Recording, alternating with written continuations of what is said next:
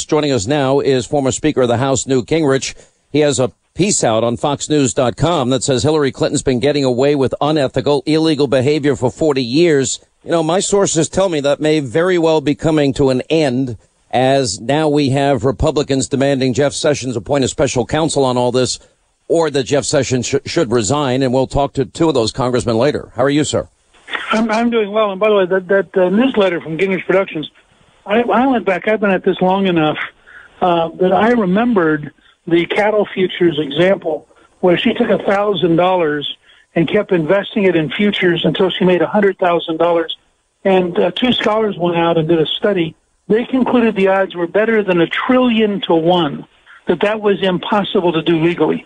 And I think it's clearly it was insider trading. She had guys who knew what was going to happen. They told her what to do. She made the money. This is when Bill Clinton was first governor.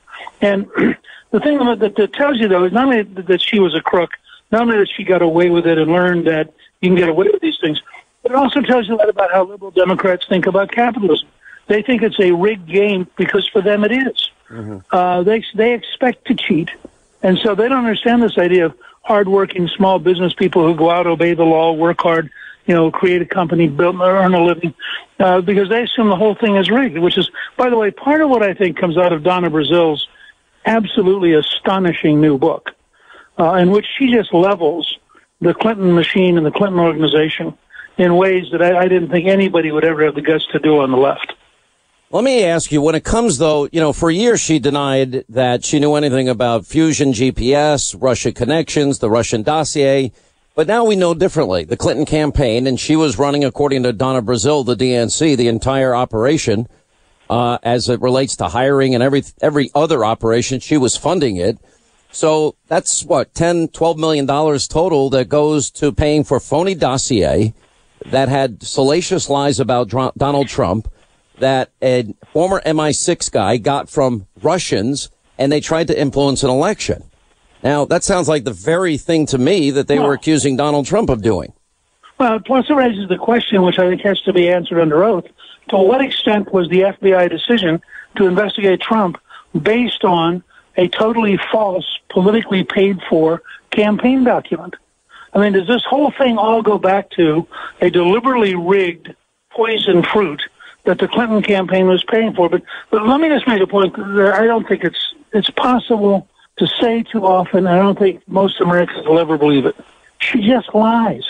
You remember when it's always the next lie and the next lie and the next lie. She just lies. Do you remember when William Safire, who's since passed away, said she was a congenital liar, and the outrage of people? Right. I think you're right. I think they lie with regularity. Congenital liars. So I start with this premise. They were totally greedy about money. They were willing to break the law. The reason I wrote that newsletter was to say to people, look, go all the way back to 1979. This isn't new. This isn't sudden. This is the pattern these two people have had for their entire career. And yet, because we find it so hard to deal with people who are this corrupt, we keep coming back thinking it can't really be true. But it is true. It's true at every level. It's true about how she handled national security. It's true about Benghazi. It's true about her campaign. It's true about deleting 33,000 emails. It's true about the corruption of the Clinton Foundation. And I hope that there will be an independent counsel, because I agree with Alan Guelzo, the great historian at Gettysburg College, who has said publicly and has written about the fact that the Obama administration was the most corrupt administration in American history. More corrupt than the Grant administration, more corrupt than Harding, more corrupt than any administration in American history. And had Hillary Clinton won, it would all have been swept under the rug. But Jeff Sessions does not have to recuse himself on getting to the truth about the Clintons. And he has every opportunity as the Attorney General to insist that the Justice Department, look, I'm not trying to get them into a criminal trial. I would just like to get all the facts out in the open. I'd like to get the American people to see just how deeply corrupt this system was and how totally dishonest it was in terms of lying. And I think in that sense, history will then take care of itself. Let me ask you about this case with Judge Roy Moore, and now another accusation today with Gloria Allred. And I guess my thoughts are, and then you see, look, I've always been a believer in the presumption of innocence. I've taken this position my entire career. I never apologized for waiting for facts to come in. These are serious allegations. It would definitely, regardless of whether there's criminal or civil liability here because of statute of limitations, it would disqualify anybody from being a senator or having any other position in the public. We now have McConnell saying Roy Moore should step aside, that he believes these women. The media is, in 5 seconds, they just ran out there and it was trial by media, immediately guilty. What are your general thoughts on all of this? Mitch McConnell is now exploring a write-in campaign against Moore, and polls show that the race is tightened. What are your thoughts on all of this? Well, I think that Tim Scott was the one person over the weekend who made sense. Tim Scott, senator from South Carolina, said, this is really up to the people of Alabama. What we know is that all the people who tried to beat Roy Moore in the primary would like Roy Moore to get out, and they'd like to beat him in the general. And apparently they would rather have a liberal Democrat for 6 years, and maybe for the next 30 years, than have somebody that they believe is tainted, who, by the way, they opposed long before the Washington Post story. What we also know is that Roy Moore apparently is a very tough guy, and he ain't stopping. So now it's up to the people of Alabama. But this idea, which I heard suggested over the weekend, that maybe they wouldn't seat him if he won, I mean, are people just losing their minds? Under our Constitution, the people of the state of Alabama have the right to decide who their senator is. There's no provision that says that the U.S. Senate can decide that they've chose the wrong person. Now, whether Moore can win or not, whether he can knock down these stories or not, I mean, that's his problem. And the burden is on him to convince the rest of us that he is worthy of being a U.S. Senator, I shouldn't say the rest of us, to convince the people of Alabama. But let's be very clear. This is an Alabama Senate race in which he has to talk with the people of Alabama. They have to decide what their duty is. And I am, frankly, a little disappointed in people in Washington who take the totally phony news of the Washington Post, immediately rush to judgment, and then compound by having read their own statements and decided they were right. Going a step further, this guy's never had a jury trial. He's never been indicted. There's never been a chance to measure up against his accusers. And I'm not defending him. I'm just saying it's amazing to me to watch. Well, you and I are in the same position. The lynch mob can form.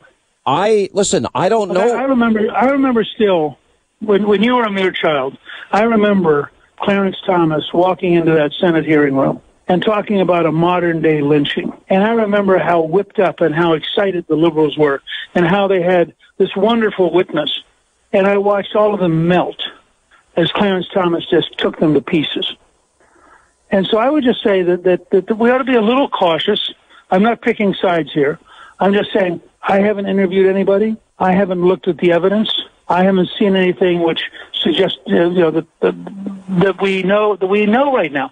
And that's why in the next few weeks, the burden is on, I think the burden clearly is on Roy Moore. And he is going to have to go out and prove his case. But I do think that the most destructive thing they could do is set up a write-in. And again, it's all outsiders. I mean, I don't see any Alabama movement for a write-in. And so I'm just watching as an observer, trying to understand exactly what the dynamics of this are. I learned a valuable lesson. I've explained this now many times on the air to my audience, and I just want to bring you up to speed. When I was in Atlanta, and I remember the Clarence Thomas thing as vividly as you do, and I also remember Herman Cain, who's a mutual friend of ours, as soon as he got out of the race, no more charges, nothing, it all ends. But I didn't know the day the Atlanta Journal-Constitution came out with Richard Jewell, the guy we thought was a hero, fits the profile of a lone bomber because he lives with his mother. I didn't know he was listening to my radio show that day, and I said, wait a minute, that does not make him the bomber. And I was the only one, and he gave me one of the first interviews he ever did because he had been listening and said I was the only one that was fair. But the media has been wrong about Duke LaCrosse. They rushed to judgment. They were wrong about Trayvon and Zimmerman and the jury verdict there. They were wrong about hands up, don't shoot in Ferguson. They were wrong about Freddie Gray and all those cops who were going to be found guilty in Baltimore. Frankly, they were wrong about Trump even having a chance of winning, or Obama. And then you bring up Clarence Thomas. Sure. And I am right now being excoriated because I believe in the presumption of innocence, and I practice that. And since I was in Atlanta for the reasons I've just mentioned. Well, and then let me just suggest to you. And by the way, he may be all guilty. You're right. He's got to now show that this is not true. And if he is guilty, if he is guilty and he can't prove his case and he loses the election, he loses the election. But let it be in a fair conversation with the people of Alabama and a fair chance to defend himself, not some lynch mob. All right, got to take a quick break. We'll come back more with Newt Gingrich. And all right, as we continue, a former Speaker of the House, Newt Gingrich. Let me just suggest to you an interesting test. Go pull up all the Republicans who said Trump ought to drop off the ticket when the tapes came out from the Access Hollywood, right? Remember? Yeah, Access Hollywood. It'd be very interesting if you take the Access Hollywood tapes. Look at that weekend. How many people said, well, maybe you ought to drop off the ticket, and measure them against exactly the same people who are now for Roy Moore dropping off the ticket. And now you know what the lynch mob looks like. Mm-hmm. And there are people out there whose desire to automatically assume every Republican should be defeated is amazing. And it doesn't help grow the Republican Party. And I'm not particularly I'm not advocating Moore's election, but I do think that there ought to be some presumption of him having a chance to make his case to the only people who matter in this race, and that's the people of Alabama, not the New York Times editorial board, not the Washington Post editorial board, not incumbent senators from around the country, but the people of Alabama. And I want to watch and see exactly how this works out. This is a West Point graduate, very tough guy, who's had a long career, and it's pretty clear from what we've seen so far he ain't backing down. So it's just it's a fascinating moment in American history, and I think it's compounded because notice how many left-wing Hollywood types are not being they're not being exposed for 40 years ago. They're not being exposed for a kiss. I mean, the number of people in Hollywood and in the news media who are now being turned out because of actual behavior in the recent past is pretty stunning, and that's sort of the backdrop for all this. I'm never going to apologize, Mr. Speaker, and there are people today trying to get me fired. I will never apologize for the presumption of innocence. I think it is fundamental to who we are as a society. And when we get information, I don't advocate like you do. I want the truth, but I'm not going to rush to judgment on anybody. When I made my decision on Clinton, I was one of the few people that actually interviewed the women involved before I make my decision. Thank you, sir, for being with us. We appreciate it as always.